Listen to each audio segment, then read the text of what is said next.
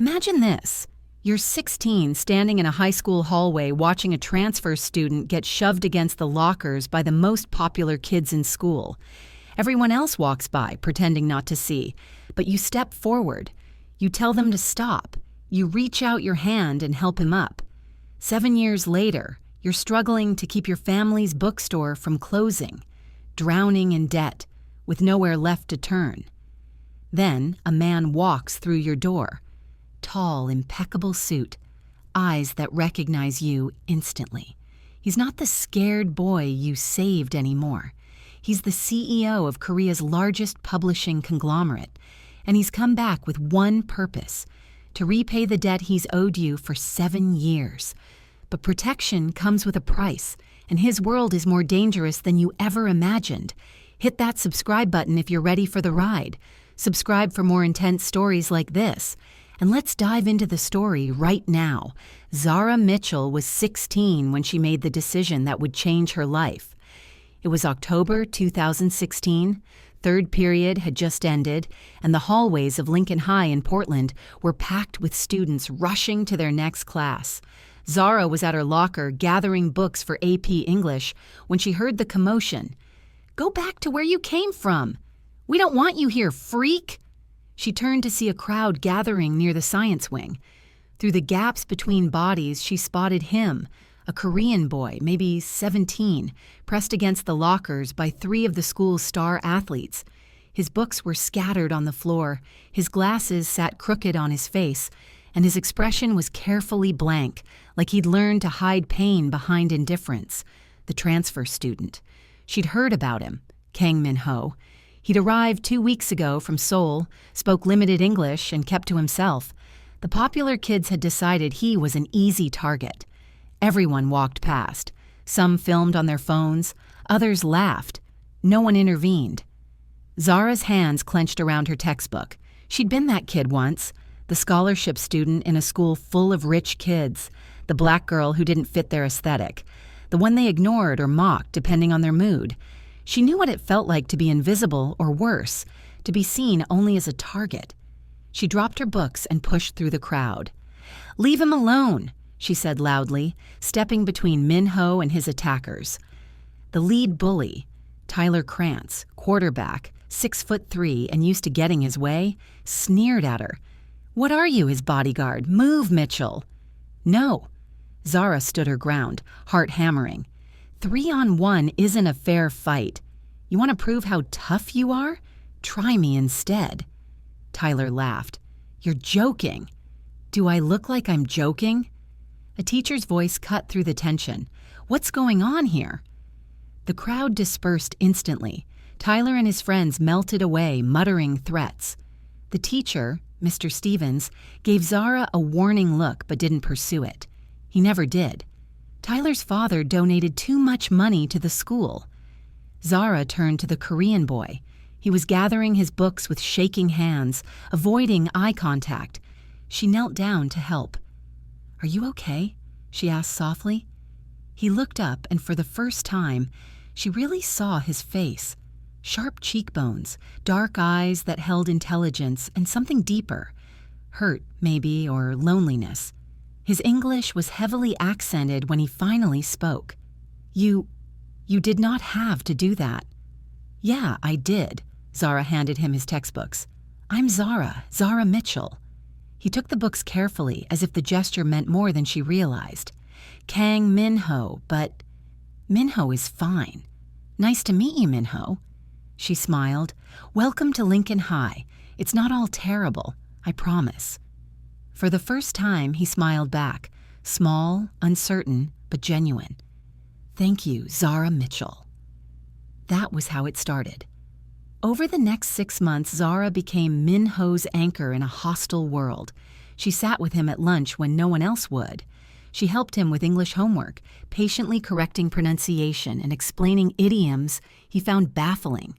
In return, he helped her with calculus, his explanations clearer than any teacher's. They became friends, real friends. Min-ho was quiet but wickedly funny once he relaxed, with a dry sense of humor that caught her off guard and made her laugh until her sides hurt. He told her about Seoul, about his family's expectations, about feeling like a failure for being sent to America because he didn't fit Korean academic standards. "My father said I was too creative, too distracted," Minho explained one afternoon as they studied in the library. "He wanted me focused on business, on following his path, but I wanted to write stories, create things. So he sent me here to fix me." Zara understood family disappointment. Her parents had died when she was 12, leaving her in the care of her grandmother, who ran a small independent bookstore in downtown Portland. They weren't poor, but they weren't rich either. Not Lincoln High rich, anyway. She was there on scholarship, always aware she didn't belong. "Maybe being broken isn't such a bad thing," she told him.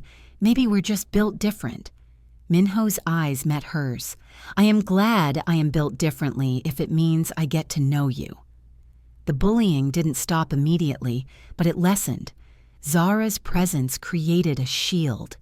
Tyler and his friends learned that targeting Minho meant dealing with her, and she was fearless in ways that made them uncomfortable. She documented everything, threatened to report them, and made their lives difficult enough that they eventually found easier prey.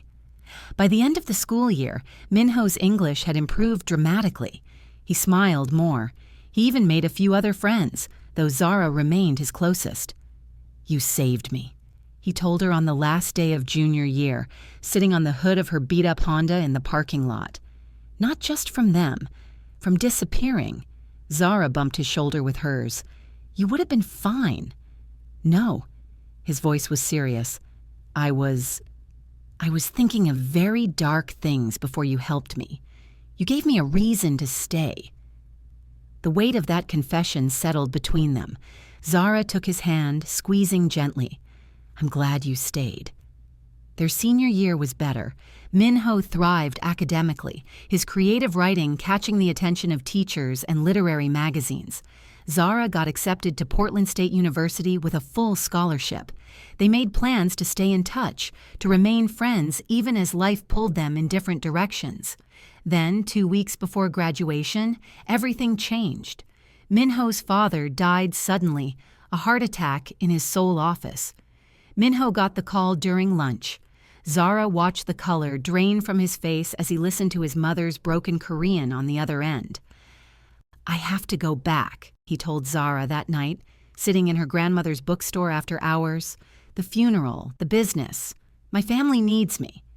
"Of course," Zara said, though her heart ached. "When do you leave?" "Tomorrow morning." She nodded, fighting tears. "You'll come back, though. For graduation, I don't know." Minho's voice cracked. "My father's company. It's in trouble. My mother can't run it alone. I'm the oldest son. I have responsibilities. But your writing, your dreams, don't matter anymore." He looked at her, eyes red-rimmed. "I'm sorry, Zara. I'm sorry I can't stay." She hugged him then, fierce and desperate. "Promise me something. Promise me you won't disappear. That 7 years from now, 10 years, 20, you'll remember you wanted more than just responsibility, that you wanted to create things." Minho pulled back, cupping her face in his hands. "I will never forget you. You gave me my life back. Someday I will repay that debt. You don't owe me anything. I owe you everything." He kissed her forehead, a gesture both tender and final.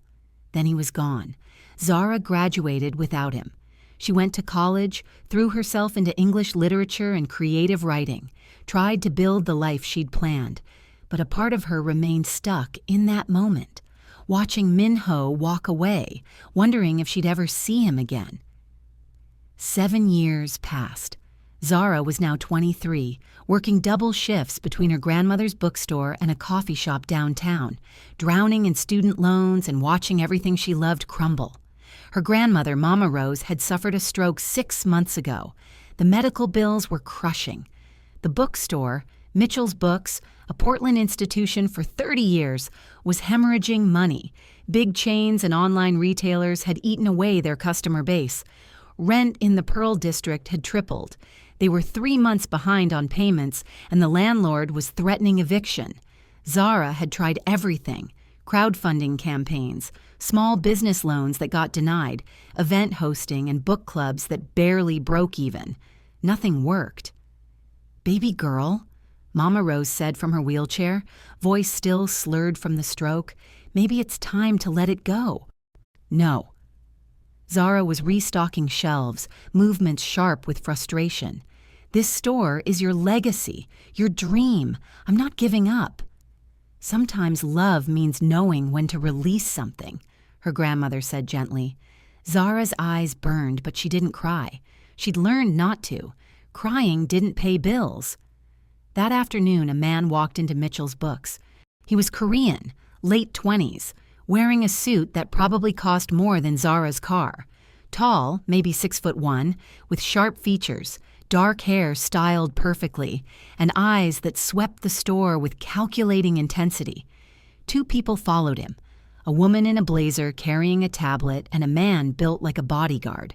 Zara straightened behind the counter, suddenly aware of her worn jeans and Mitchell's Books t-shirt. "Can I help you?" The man's gaze landed on her. For a long moment, he just stared, something unreadable crossing his face. Then he smiled, and Zara's world tilted. She knew that smile. Older, more confident, but unmistakable. "Hello, Zara Mitchell," he said in perfect English, the accent barely there now. "It's been 7 years." Her breath stopped. "Minho?" "Kang Minho." He inclined his head slightly. "Though these days, people call me CEO Kang." Zara gripped the counter for support. This couldn't be real. The skinny, scared transfer student she'd defended was now this powerful, polished man who looked like he'd stepped out of a Korean drama. How? She couldn't form a coherent sentence. He walked closer, and she caught the subtle scent of expensive cologne. "I promised I would repay my debt. I'm here to keep that promise." "I don't understand." Minho gestured to his assistant, who set the tablet on the counter and pulled up documents. "Mitchell's Books, 3 months behind on rent, $47,000 in debt, facing eviction in 2 weeks. His eyes met Zara's. "I'm buying the building. You'll never pay rent again. I'm also clearing your debts, all of them, including your student loans, and I'm investing $2 million into renovations and inventory to make this store profitable again." Zara's legs nearly gave out. "You're... what?" "Repaying you," Minho said simply. "For what? For being a decent human being in high school?" "For saving my life."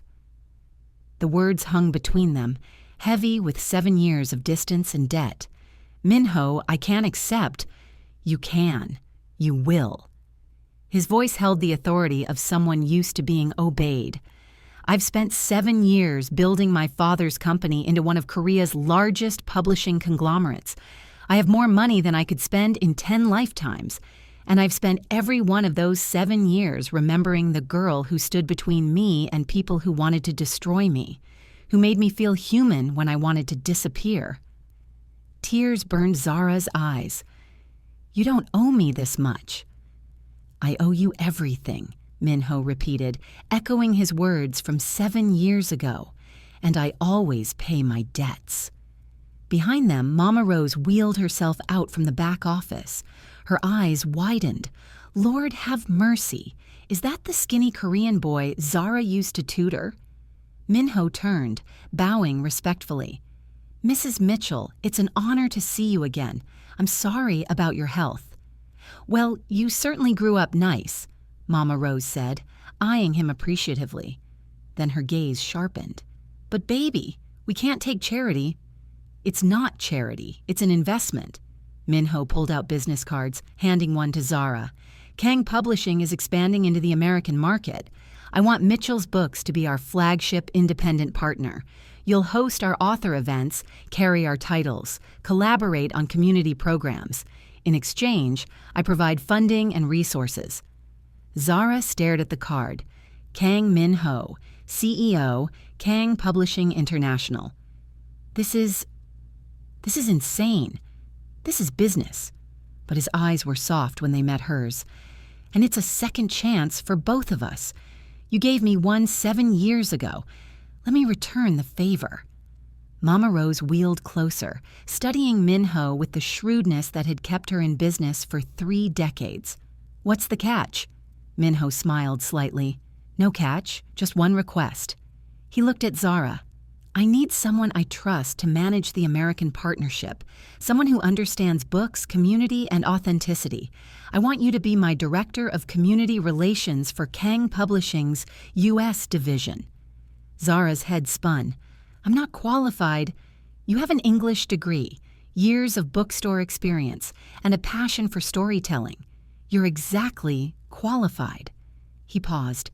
"The salary is $120,000 a year, plus benefits. You'll split your time between managing this store and traveling to other independent bookstores we partner with, and you'll work directly with me." Mama Rose let out a low whistle. "Baby girl, I think you better say yes before I do." But Zara was staring at Minho, trying to reconcile the boys she'd known with this stranger offering her a lifeline. "Why are you really here? After 7 years of silence, why now?" Something flickered in Minho's eyes, something raw and honest. "Because 7 years ago, I made a promise. And because 3 months ago, when I finally had the power to do something about it, I hired a private investigator to find you. When I learned you were in trouble, I took the first flight to Portland." He stepped closer, voice dropping. "I never forgot you, Zara. Not for a single day.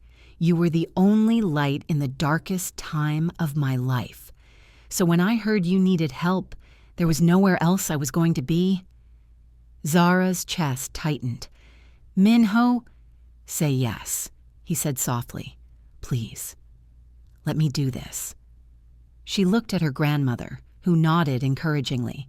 She looked at the bookstore, at the shelves her grandfather had built, the reading nook where she'd spent her childhood, the legacy that was dying. "Yes," she whispered. "Okay, yes." Minho's smile was radiant. "Good. My team will handle the paperwork. The funds will transfer by end of business today." He glanced at his watch. "I have meetings this afternoon, but tomorrow we'll discuss your new role. Dinner at 7 p.m.? There's a Korean restaurant downtown I've been told is excellent." Sure. Okay." He reached out, taking her hand gently. His thumb brushed over her knuckles once. "It's good to see you again, Zara Mitchell. You're even more beautiful than I remembered." Then he was gone, sweeping out of the store with his team, leaving Zara standing in the middle of Mitchell's books, feeling like she'd just experienced a tornado. Mama Rose wheeled over, patting her hand. "Well, baby girl, looks like your guardian angel came back." Zara sank into a chair, legs shaking. "I think my guardian angel just bought my entire life." "Mm-hmm." Her grandmother's eyes twinkled. "And the way he looked at you? That boy didn't come back just to repay a debt." Zara's heart hammered. She'd told herself their friendship was all it had been, that the connection she'd felt was one-sided teenage foolishness. But the way Minho had looked at her, like she was precious, like she mattered, like 7 years and an ocean hadn't diminished what they'd been to each other, made her wonder if maybe Mama Rose was right. Maybe Minho had come back for more than just business, and maybe Zara wasn't ready for what that meant. The next evening, Zara stood in front of her closet having a mild panic attack. What did one wear to dinner with a CEO who just bought your life? Everything she owned was either coffee shop casual or bookstore comfortable. Nothing screamed, "Professional Director of Community Relations." She finally settled on a simple black dress, the one she wore to college presentations, paired with a blazer and heels that made her ankles wobble. Her natural hair was pulled back in a sleek bun, minimal makeup. She looked competent, professional, like she belonged in Minho's world. She didn't believe it for a second. The Korean restaurant was upscale, all dark wood and ambient lighting, tucked into a quiet corner of the Pearl District. When Zara arrived, Minho was already there, waiting at a private table in the back. He stood when he saw her, and she was struck again by the transformation. This wasn't the awkward teenager she'd known. This was a man who commanded rooms, whose presence made servers straighten and other diners glance over curiously. "You look beautiful," he said, pulling out her chair. "You look terrifying," Zara blurted, then winced. "I mean, you look very CEO-ish, professional, powerful." She was rambling. She never rambled. Minho smiled, something of the old warmth breaking through. "I miss this. Your honesty. In my world, everyone says what they think I want to hear." They ordered. Minho guiding her through unfamiliar Korean dishes, explaining ingredients and customs with the patience she remembered. As they ate, the strangeness began to fade. Beneath the expensive suit and polished exterior, he was still Minho, still the boy who made terrible puns and loved classic literature and saw the world a little differently than everyone else. "Tell me about the last 7 years," Zara said over bibimbap. "How did you go from scared transfer student to running a publishing empire?" Minho's expression darkened slightly. "My father left the company in chaos, debts, bad investments, partners who saw his death as an opportunity to take over. I was 20 years old, barely out of high school, suddenly responsible for 500 employees and my mother's future." He paused, sipping water. "I had 2 choices. Let it collapse or fight. I chose to fight. I worked 20-hour days. I learned business, finance, negotiation. Everything I'd avoided because I wanted to write stories instead." A bitter smile crossed his face. "Turns out I'm very good at business. I just never wanted to be." "Did you ever write again?" Zara asked gently. No time, no energy." He looked at her. "I became exactly what my father wanted, successful, powerful, empty." The confession hung between them, raw and unexpected. "Minho! But I never forgot what you said." His eyes held hers. That maybe being built differently wasn't a bad thing. That memory kept me going when I wanted to quit. I told myself if I could build something stable, something secure, I could return to who I was.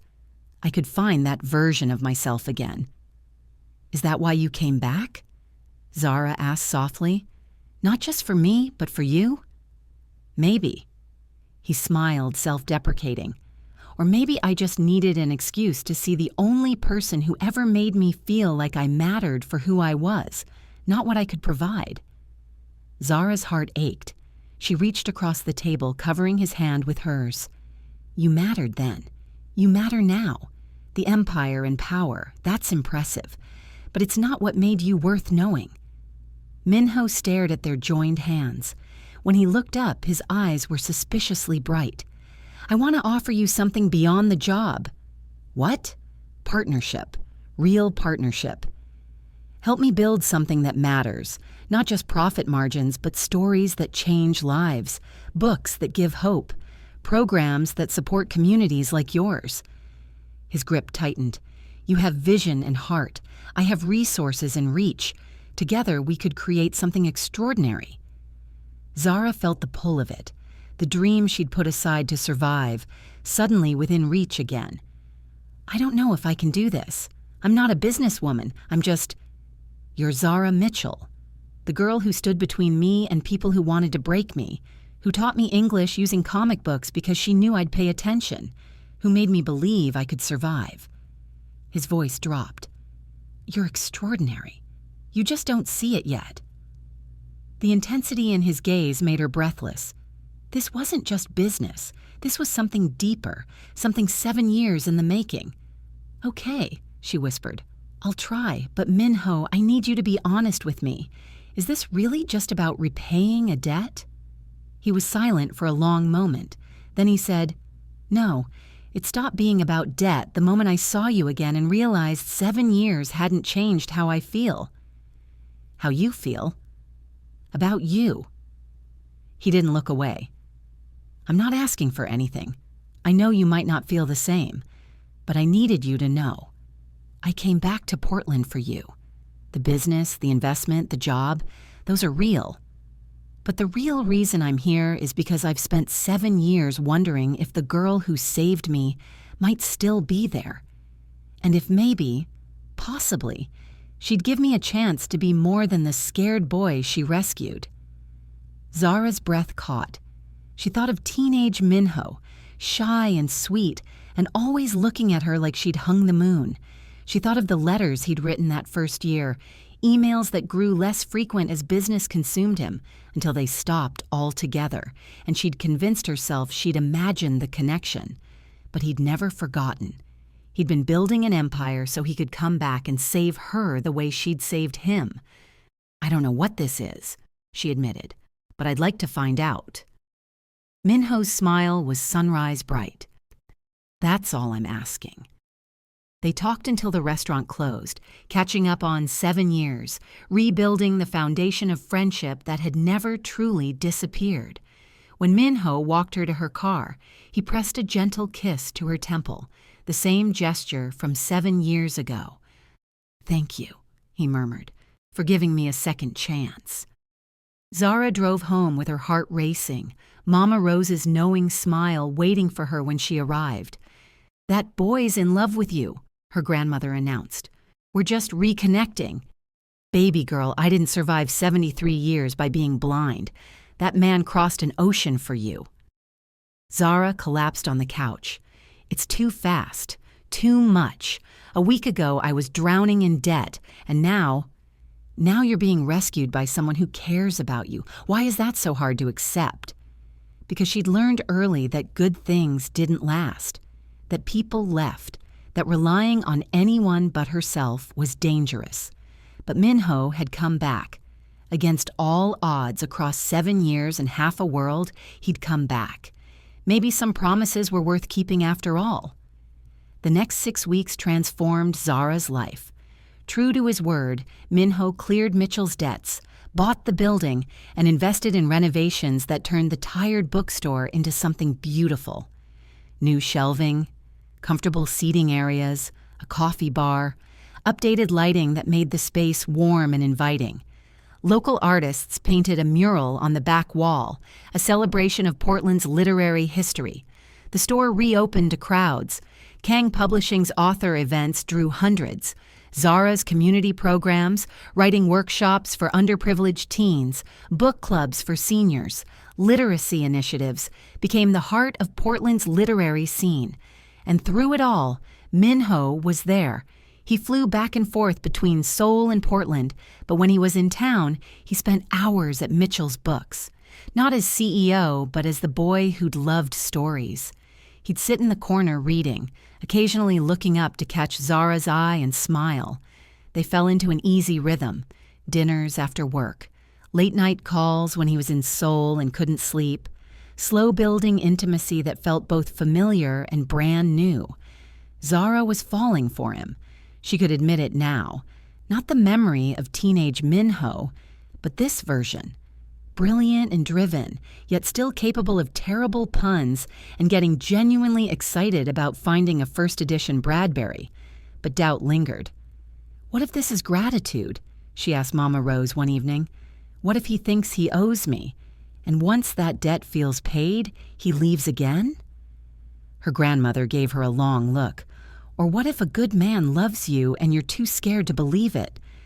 Zara didn't have an answer. Then everything shattered. It started with a phone call. Minho was in Seoul for 2 weeks handling a merger. They'd been texting daily, but this call was different. His voice was tight with stress. "There's a problem.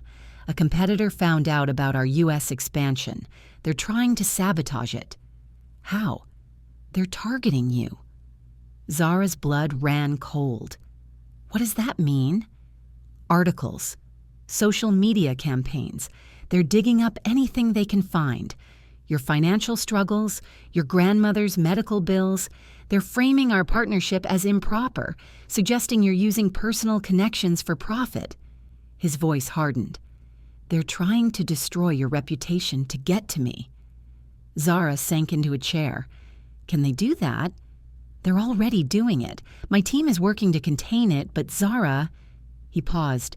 "This is my world. It's ugly, ruthless, and I'm so sorry I brought it to your doorstep. What do I do? Let me handle it. Stay off social media, don't engage with reporters, and trust me, I will end this. But the damage spread quickly. Articles appeared questioning Zara's qualifications, suggesting she'd manipulated a vulnerable foreign student years ago and was now exploiting that connection. Comments called her a gold digger. Worse, the attacks were racist, sexist, and brutal. Mitchell's books got review bombed. Hate mail arrived. Protesters showed up, calling the partnership corrupt. Zara watched her dream, the life she'd just started building, crumble again. She was sitting in the dark bookstore, surrounded by hateful messages, when her phone rang, an unknown number. "Miss Mitchell?" A woman's voice, cold and polished. "My name is Park Yuna. I'm a board member of Kang Publishing." "What do you want?" "To warn you, CEO Kang is risking everything for this American venture. His position, his company, his reputation. The board is divided. If this partnership fails, he loses control." A pause. "We both know why he's really investing in you, and we both know you're not worth destroying a multi-billion-dollar company over." Zara's throat tightened. "You don't know anything about me. I know you're a liability. I know Minho's obsession with you is clouding his judgment, and I know if you care about him at all, you'll walk away before he loses everything he's built." The line went dead. Zara sat in the silence, Park Yuna's words echoing. She thought of Minho at 20, taking over his father's failing company. 7 years of sacrifice, building an empire from chaos. And now he was risking it all for her. She couldn't let that happen. The next morning, Zara called Minho. "We need to end the partnership." Silence. Then, "What?" "This is destroying you. Your board, your reputation, everything you've worked for. I won't be responsible for that." "Zara, no. We can fight this." "I'm not strong enough for your world, Minho. They're right. I'm just a girl from Portland who runs a bookstore. I can't handle corporate warfare and character assassination. I can't—" Her voice broke. "I can't watch you lose everything because of me." "Don't do this." His voice was raw. "Don't let them win." "I'm letting you win. I'm setting you free from the debt you think you owe me." "This isn't about debt," Minho shouted the first time she'd ever heard him raise his voice. "This is about the fact that I love you. I've loved you since I was 17 years old. 7 years, Zara. 7 years I spent building something worthy of you, so I could come back and prove I was more than the scared boy you saved. And now you're going to throw that away because some cowards attacked you?" Tears streamed down Zara's face. "I can't let you lose your company for me." "Then you don't know me at all." The pain in his voice was devastating. "The company means nothing without you. Don't you understand? I didn't build this for power. I built it so I could protect you, provide for you, give you the life you deserved. Everything I've done for 7 years has been about getting back to you. Minho, I'm coming to Portland tonight. Don't make any decisions until I get there." He hung up. Zara collapsed, sobbing. Mama Rose found her there hours later. "What happened?" her grandmother demanded. Zara explained everything: the attacks, Park Yuna's call, her decision to end the partnership. When she finished, Mama Rose was quiet for a long time. Then she said, "Baby girl, I didn't raise you to run." "I'm not running. I'm protecting him." "You're scared." Mama Rose's voice was gentle but firm. "Scared that loving him means losing him. Scared that accepting help makes you weak. Scared that maybe, just maybe, you deserve something good and you don't know how to handle it. Mama, that boy came back for you. He risked everything for you. And instead of standing beside him and fighting, you're pushing him away." Her grandmother wheeled closer. "Love isn't about protecting each other from pain, baby. It's about facing pain together. Minho can't fight this battle alone. He needs you beside him, being brave the way you were when you were 16. Zara looked up, tears blurring her vision. What if I'm not strong enough? Then you get stronger. Together. Minho arrived in Portland at 2 a.m., coming straight from the airport to Zara's apartment. He looked exhausted, wrinkled suit, dark circles under his eyes, hair disheveled from running his hands through it. "I'm not letting you go," he said without preamble, standing in her doorway like he'd fight the world to stay there. "I don't care what they say. I don't care what it costs. You're worth everything." Zara's resolve crumbled. She pulled him inside, and he wrapped his arms around her like she was the only thing keeping him upright. "I'm sorry," she whispered into his chest. "I was scared. I'm scared too." He pulled back, cupping her face. "I'm terrified of losing you, of failing you, of proving I'm not worthy of the faith you had in me 7 years ago, but I'd rather face that fear with you than live safely without you." "What do we do?" Minho's expression hardened with determination. "We fight, together. I'm holding a press conference tomorrow. I'm going public with everything, how we met, why I invested, what you mean to me. No more hiding, no more letting them control the narrative." "That's risky." "Loving you is worth the risk." He pressed his forehead to hers. "I'm done being afraid. I'm done letting other people tell me what matters. You matter. This matters. And I'm not losing you again." Zara kissed him. It was desperate and hopeful and 7 years overdue. When they broke apart, both were crying. "I love you too," she whispered. "I think I have since we were 16 and you made that terrible joke about Hemingway." Minho laughed through tears. "It was a good joke. It was awful. You laughed because you were cute." He kissed her again, gentler this time. "We're going to be okay, I promise." The press conference was held the next afternoon at Mitchell's Books. Minho stood before cameras, Zara beside him, and told the truth. He spoke about being bullied, about Zara's intervention, about 7 years of building something meaningful so he could repay a debt that had become something deeper. He addressed the attacks directly, calling them what they were: racism and misogyny disguised as business concerns. "Miss Mitchell didn't seek me out," he said clearly. "I sought her, because 7 years ago she saved my life, and when I learned she needed help, there was nowhere else I was going to be. That's not corruption, that's loyalty, that's love." The room erupted with questions. Minho answered everyone, never wavering, Zara's hand clasped in his. When it was over, Park Yuna's smear campaign collapsed. The truth was too compelling, too honest. Public opinion shifted. Other independent bookstore owners reached out, wanting to partner with Kang Publishing. Authors called, offering support. Within a week, the partnership was stronger than ever. The board backed down, Minho's position solidified, and most importantly, the attacks on Zara stopped. 3 months later, Kang Publishing's U.S. division officially launched with Mitchell's Books as its flagship partner. The event drew hundreds, authors, readers, industry professionals. Minho gave a speech about the power of stories to change lives. Then he called Zara to the stage. 7 years ago, he said, I was lost, alone, ready to give up, and this woman, he took her hand, stepped between me and people who wanted to destroy me.